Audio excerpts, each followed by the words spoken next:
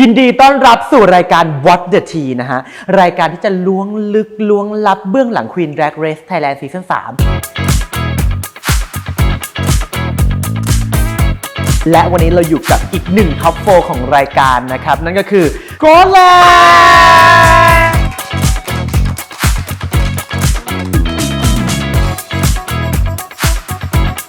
Down bitches Cause rising star goddess is in the house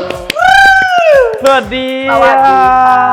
ยินดีต้อนรับก่อนแลนด์นะเป็นเกียรติมากเลยที่หนึ่งในท็อปโฟของเรานะฮะมาอยู่ตรงนี้ลุคนี้ใช่ลุคลุคตัวตลกแต่ทำไมมีบางอย่างเปลี่ยนไปทำไมหน้าไม่ขาวคะวันนี้เพราะซอสการเขาบอกว่าเขาเป็นควีนหน้าขาวคนเดียวในประเทศไทยก็ต้องรีบทำให้เขาไม่อยากทับลายเป็นฟิลนี้ไปแต่พูดเลยว่าก็ยังจึ้งตะลึงแตกเหมือนเดิมเพราะเราเสิร์ฟไปแล้วในรันเวย์ถูกไหมเป็นอีกหนึ่งลุคที่สะท้อนตัวตนความเป็นแฟชั่นควีนของก็อตแลนด์มากๆเพราะว่าโลกของเขาและโลกของเรานิยามคำว่าแฟชั่นไม่เหมือนกันพูดเลย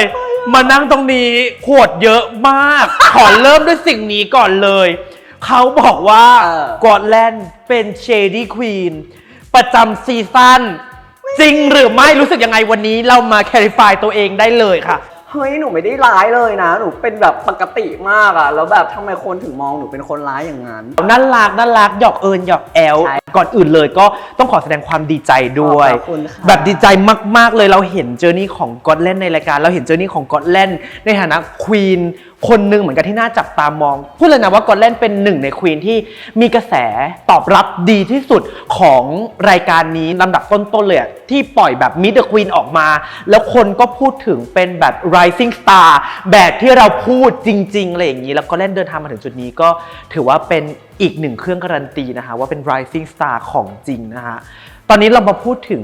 ในรายการกันบ้างดีกว่าอยากถามก่อนเลยว่าก่อนเข้ามาในรายการกับเข้ามาอยู่ในรายการเนี่ยมันต่างกันยังไงบ้างเราในฐานะแบบก่อนเป็นผู้เข้าแข่งขันกับตอนที่เป็นผู้เข้าแข่งขันในรายการแล้วอะไรอย่างเงี้ยรู้สึกว่าตัวเองเก่งขึ้นแบบก้าวกระโดดมันได้เรียนรู้ทักษะของการเป็น drag performer เป็น drag queen แบบ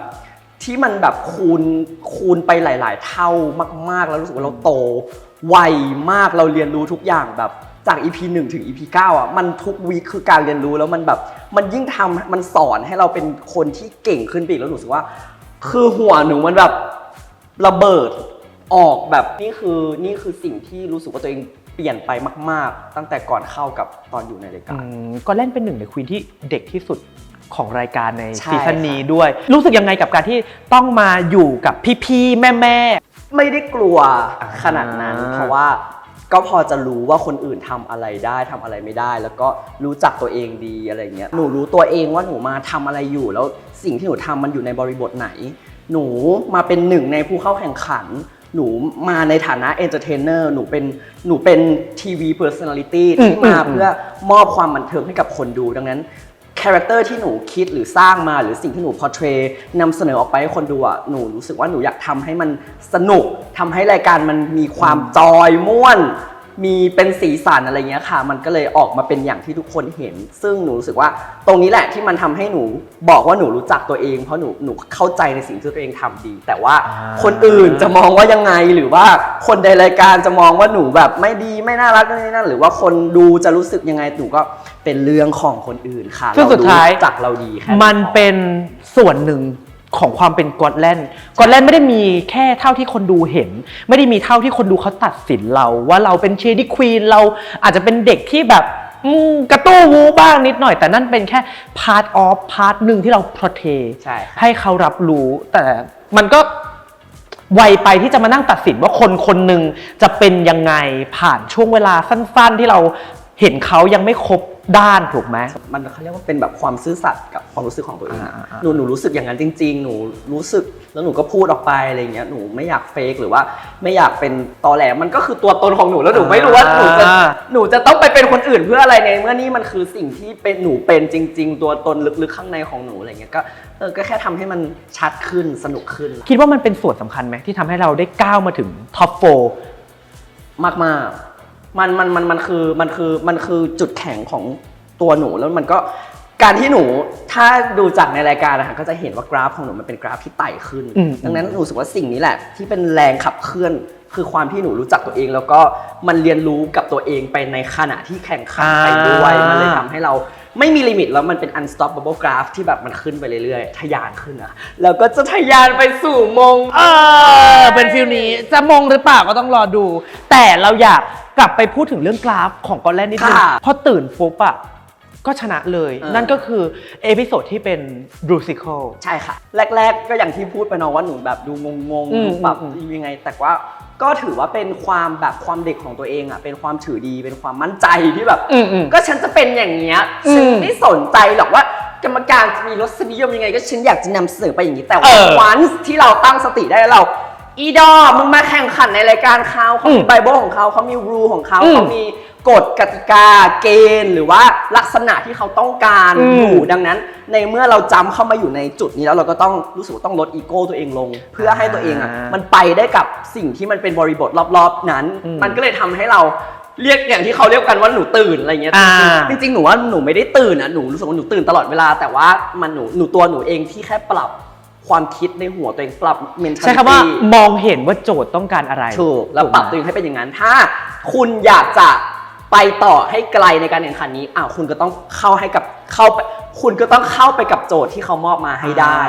แค่นั้นเองซึ่งสิ่งนี้ก็เป็นสิ่งที่ผู้แข่งขันหลายคนนะลืมไปว่าคนที่เรากำลังเล่าให้เขาฟังเขาอยากเห็นอะไรซึ่งการตื่นของกอตแลนด์มันหมายถึงว่าเราเห็นแล้วว่าเขาต้องการอะไรจากเราและกอตแลนด์ก็เสิร์ฟให้เขาถูกไหมแล้วทีเนี้ยเอพิโซดที่เสิร์ฟไปเป็นเอพิโซดที่ตะลึงแปลกมากนั่นก็คือเอพิโซดที่ทำรูซิคอลแล้วเป็นเรื่องยากมากเป็นละครซ้อนละครนะคะเต้นเต้นร้อง acting ทั้งหมดมันคือการยำรวมทุกสกิลของแดรกมาอยู่ในนี้จริงๆแล้วถ้าถามคนดูหรือถามควีนหรือถามหนูเชื่อว่า EP นี้เป็น EP ที่ดีที่สุดในรายการ Drag Race Thailand Season 3แน่นอนแล้ว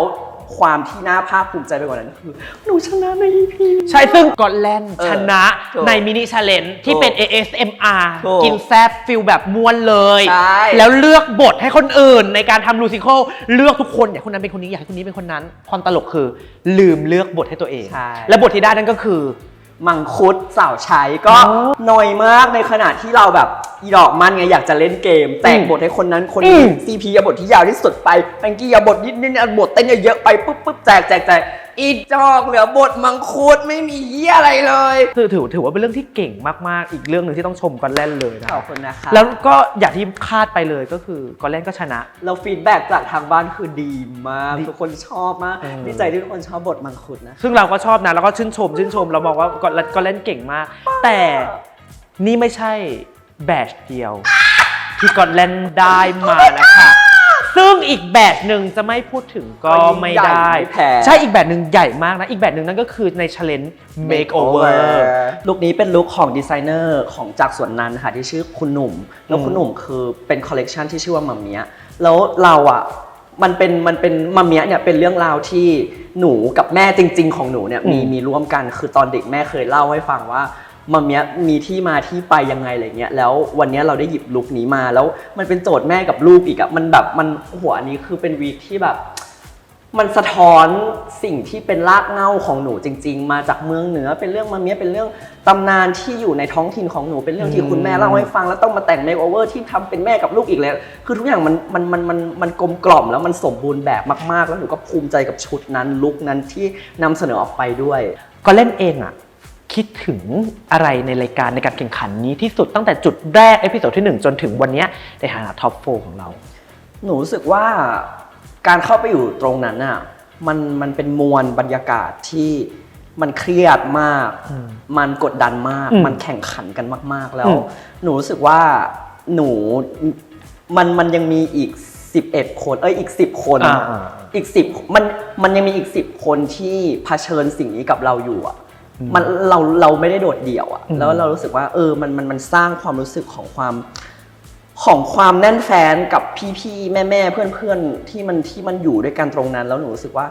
มันเป็นมิตรภาพดีๆที่มันเกิดขึ้นแล้วหนูรู้สึกว่ามันหาที่ไหนไม่ได้แล้วอ่ะมันใครจะมาประสบพบเจออะไรอย่างนี้กับเรา มันก็ต้องเป็นแค่10 คนนี้แหละดังนั้นมันก็เลยทำให้หนูรู้สึกว่านี่แหละคือครอบครัวของเราก็แล่นถือ2 แบตช์ใช่ค่ะในฐานะท็อป4เราอยากถามนิดนึง2 แบตช์เนี้ยคิดว่ามันจะส่งเราไปถึงมงไหมหนูรู้สึกว่าหนูมาจากจุดที่ต่ำที่สุดแล้วหนูก็มองเห็นว่ามันไม่ยากเลยถ้าหนูจะจบด้วยจุดที่สูงที่สุดเราจะพุ่งขึ้นไปเรื่อยๆ22 กว่าปีที่เติบโตขึ้นมาเนี่ยนี่แหละคือจุดที่สูงที่สุดในชีวิตดังนั้นหนูรู้สึกว่าดับเครื่องชนเหยียบ120แล้วดับเครื่องไปหาพี่อาร์ตเลยอ่ะคำเนี้ยก็ขอให้ได้อย่างที่หวังอย่างที่ตั้งใจนะคะก่อนจากกันไปอยากให้ก็เล่นฝากกับแฟนๆรายการ Drag Race Thailand Season 3 หน่อยแล้วก็แฟนรายการ What the Tea ด้วยนะคะได้ค่ะก็ฝากแฟนๆรายการด้วยนะคะเป็นกำลังใจให้ก่อนเล่นนะคะผมก็เล่นให้ไปถึงฝั่งฝันนะคะยังไงก็ถ้าเอ็นดูเห็น potential หรือว่าอยากให้เด็กน้อยคนนี้มงนะคะก็ฝากเป็นกำลังใจด้วยตัวเจ้าอย่าลืมติด hashtag ทีม Gotland ด้วยนะคะก็อย่าลืมนะคะติดตามด้วยนะคะใครรักใครเชียร์ก็แลนด์นะคะอย่าลืม hashtag ทีม Gotland ด้วยนะคะสำหรับวันนี้นะคะฟรานนะครับแล้วก็ Gotland นะคะต้องขอลาแฟนๆไปก่อนนะคะแล้วก็ติดตามได้ใหม่นะครับกับรายการ What the Tea นะครับที่ Line Today นะครับช่อง YouTube Channel นะครับ Line Today Pop นะครับสำหรับวันนี้ก็ฝากนะครับ Gotland ไม่ได้อ้อมอกอ้อมใจแฟนๆด้วยนะคะแล้วเรา2 คนก็ต้องขอลาไปก่อนนะคะสวัสดีค่ะสวัสดีค่ะ